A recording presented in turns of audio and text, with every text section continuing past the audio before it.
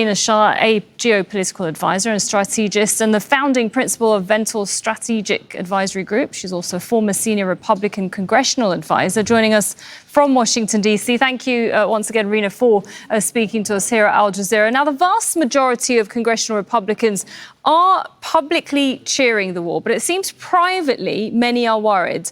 So as we now see the war expanding 2 weeks already, are divisions, do you think, in the party also expanding over this war? Well, it's nice to be with you. And I want to say that I've been in Republican rooms for years. And so from that end, I can tell you, I've watched administrations build coalitions and I've watched them also crack. What we're seeing right now isn't just policy disagreement. It's a genuine tug of war inside Trump's inner circle over this war in Iran.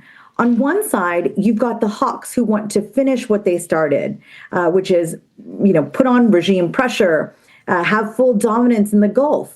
On the other side, you've got voices that are closer to the original America First instinct. Folks like Vice President J.D. Vance, who are signaling daylight here. They're saying this could drag on and it could cost us politically and hand the midterms to the other side. So it's not chaos. It's just classic Republican tension between decisive action and avoiding quagmires. Right, and you just mentioned Trump's America First, and that's what got Donald Trump elected in the first place. But we're seeing, though, the complete opposite, it seems, here for many. Do you think the Republican Party risks losing voters moving forward if this war is prolonged? And could it hurt Republicans in November's midterm election, for example?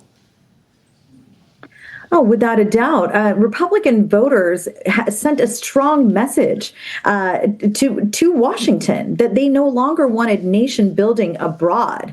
And so what you're seeing within the Republican Party right now are sort of three different camps. The first is neoconservatives, folks like Senator Lindsey Graham. And then you've got in the second camp, folks like Vice President J.D. Vance, who, again, is showing his distance and how divergent he is in his views on this from his very own president, his own boss.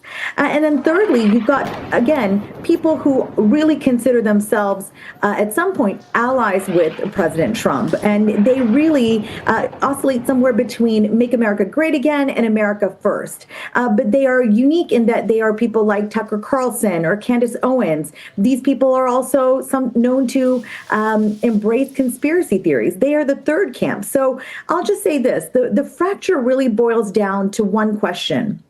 Is this a quick surgical operation to neuter Iran's nuclear ambitions and proxies, or are we sleepwalking into another long, expensive entanglement? Right. And Trump sold...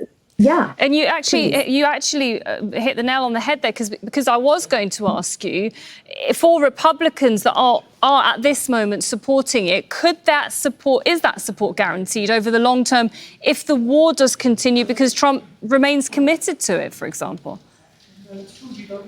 I'll put it this way. Trump sold no forever wars as a slogan, but also as a promise. But Iran is not folding like some expected here.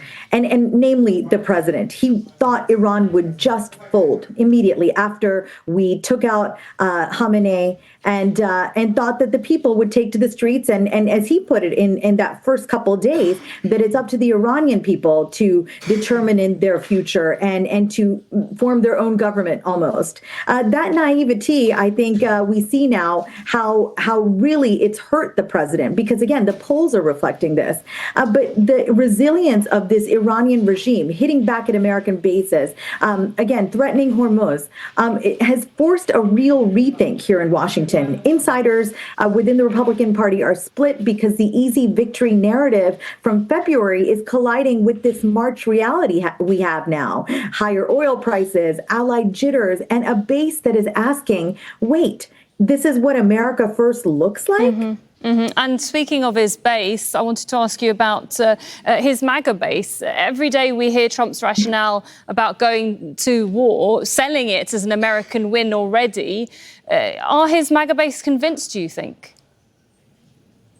They are absolutely not convinced because this was a core issue to the base. You hear, again, people like former Congresswoman Marjorie Taylor Greene saying that this was a genuine betrayal. You've got so many people turning on this president that were his own just mere weeks ago. This was too important, I think, to try to handle the way that the president is currently handling this. And within the White House, you've got whispers saying that once we get past the 2-week mark, we enter into very uncertain territory. We've heard out of the president's own mouth that 4 to 5 weeks is really where he wants to keep it. Well, it's the experts who are saying this could drag on into September. I think that turns into political suicide for everybody with an R next to their name, because from a geopolitical lens, this is not isolated. You've got Ukraine still frozen, Gaza's phase 2 peace plan stalled, and now Iran as the main theater. So the inner circle divide also really mirrors the bigger questions. Do we double down on Middle East primacy, or do we pivot hard to China and the hemisphere, like some original Trump doctrine folks want? I think the hawks here see Iran as the linchpin to reshaping the region. The skeptics, though, they see it as bleeding resources when we need them elsewhere. I'll just say this. I've seen this movie before. Good intentions meet hard limits, and suddenly everyone's rewriting their memos. Right, and I wanted to actually, talking about regional support. I'm curious to know how much are Republicans on the same page when it comes to the war objectives as to why this war really started in the first place? Is it a US war? Is it an Israeli war? Because the Israeli lobby is very strong. How much influence is the Israeli lobby having within the Republican Party in terms of their perception, not just the Israeli narrative here or the lobbying, but also Christian evangelicals as well? I feel very confident saying that we would not have gone for this if it weren't in partnership with Israel. This was seen as the U.S. and Israel in tandem achieving the goal of toppling this regime, the largest state sponsor of terrorism. And so that sort of acceptance of that goal was quite unified in the first, I would say, 48 hours. Once we got to the 72-hour mark, and now where we sit, entering week 3, we will see American attitudes shift really almost severely the minute we have more American men and women in uniform helping out in the Strait of Hormuz, or by somebody's call, and I won't even say that this would be the president's, enter into the theater, which is, again, we've been handling by air and cyber for now.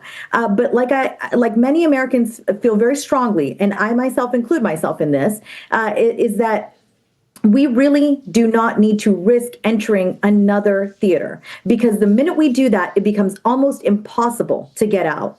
And so I will just leave you with this feeling that, Washington is certainly very frazzled right now. It is not fearful, but I would say a bit confused, because you've got clashes here. And these aren't just personality clashes. They are about the soul of the Republican foreign policy after the year 2024. And if the war drags into summer without clear wins, the fractures widen. Midterms get ugly. 2028 positioning starts early.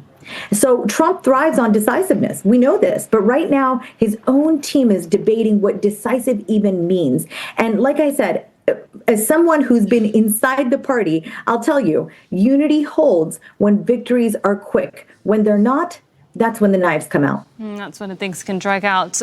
Rina Shah, it's really good to hear your thoughts. And I'm sure in the next coming days and weeks, we'll be coming back to you just to find out where the Republican Party is in all of this. Thanks very much. Thanks for having me here.